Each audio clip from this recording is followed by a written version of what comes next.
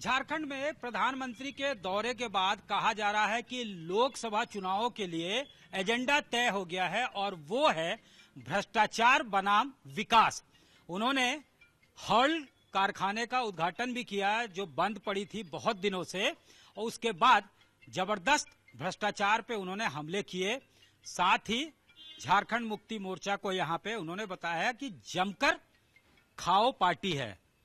अब इस वक्त हमारे साथ रांची के सांसद संजय सेठ मौजूद हैं, इनसे सीधे बातचीत करते हैं। और एक लैंडमार्क डिसीजन भी सुप्रीम कोर्ट का आया है कि अब सांसद और विधायकों को इम्यूनिटी ब्राइबरी मामले में नहीं मिलेगी, चाहे वो विधायक हो या फिर सांसद हो। उनको इम्यूनिटी अभी तक प्रदान किया गया था पीवी नरसिम्हा राव केस जो था उस मामले में, उसके बाद जो जजमेंट आया था उसके बाद, और उसको टर्न डाउन किया है कॉन्स्टिट्यूशन बेंच ने सुप्रीम कोर्ट में। सीधे इनसे बातचीत करते हैं। यहाँ पे तो नैरेटिव सेट हो ही गया है कि भ्रष्टाचार बनाम विकास होगा। उन्होंने जेएमएम के ऊपर कहा भी कि जमकर खाओ पार्टी है। साथ ही साथ प्रधानमंत्री ने भ्रष्टाचार के साथ विकास को भी इंकित करने की कोशिश की। और अब जो है एक और लैंडमार्क डिसीजन आ रहा है, तो ये कितना बड़ा मुद्दा इस बार चुनाव में बनने वाला भ्रष्टाचार का जो मुद्दा है वो कितना बड़ा मुद्दा होगा। और जेएमएम ब्राइबरी केस ही आपको याद होगा 1998 का जो मामला था, उसको कॉन्स्टिट्यूशन बेंच ने टर्न डाउन किया है कि कोई इम्यूनिटी नहीं मिलेगी विधायकों और सांसदों को अगर उनकी इन्वॉल्वमेंट या कॉम्प्लिसिटी पाई जाती है वोट देने के लिए या फिर किसी भाषण को लेकर ब्राइब में आता है मामला, तो वो ये मांग नहीं कर सकते कि हमको विशेषाधिकार प्राप्त है।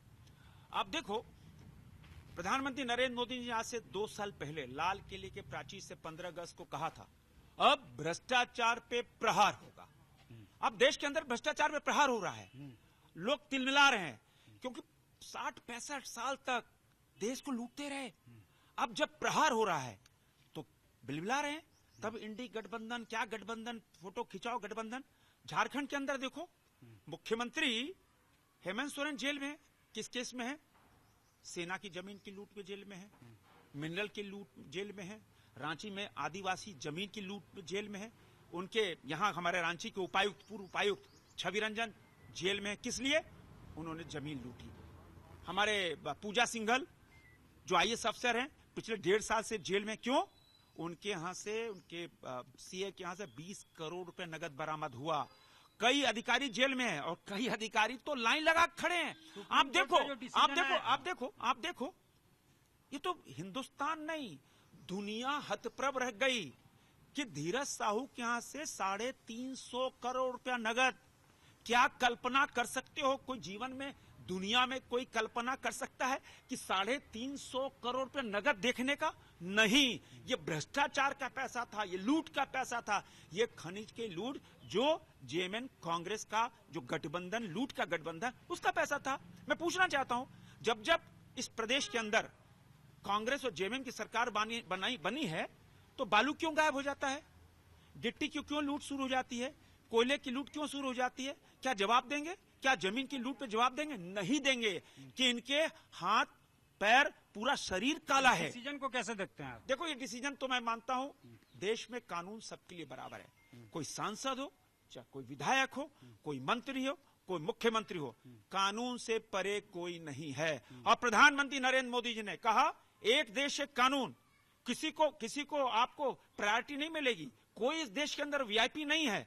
वीआईपी कल्चर किसी ने खत्म किया है तो प्रधानमंत्री नरेंद्र मोदी। और सुप्रीम कोर्ट का आदेश है उसी आलोक में है, किसी को कोई छूट नहीं, एक देश एक कानून। इससे भ्रष्टाचार पे लगाम लगेगा और जबरदस्त, क्योंकि 1998 में ब्राइबरी केस में बिल्कुल बिल्कुल बिल्कुल सबने देखा झारखंड को बिकते हुए, झारखंड अलग राज्य को बिकते हुए देखा, सबने देखा, सब गवाह है।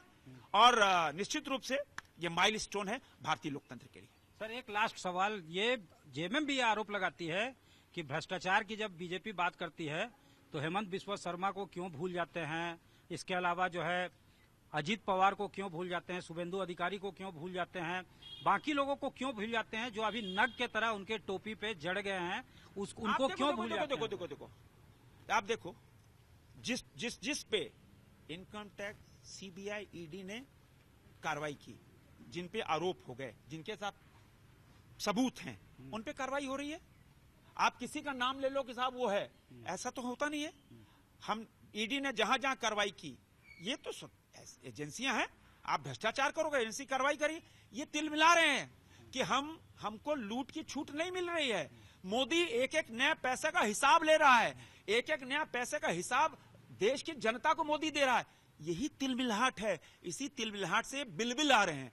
जनता अब हिसाब लेने का समय आ गया। जनता अब एक एक हिसाब लेगी। ये ईडी गठबंधन का जो शटर है, इनकी जो दुकान खोल के बैठे थे भ्रष्टाचार की, उसका शटर गिर गया है। धन्यवाद सर। संजय सेठ जी साफ तौर से कहना है कि कानून से ऊपर कोई नहीं है, आखिर क्यों इम्यूनिटी मिलनी चाहिए, और लैंडमार्क डिसीजन ये मानते हैं सुप्रीम कोर्ट का जो अभी डिसीजन आया है, और इनको लगता है कि इससे भ्रष्टाचार पे और जोरदार लगाम कसा जा सकेगा। कैमरामैन राकेश तिवारी के साथ सत्यजीत कुमार, रांची, आज तक।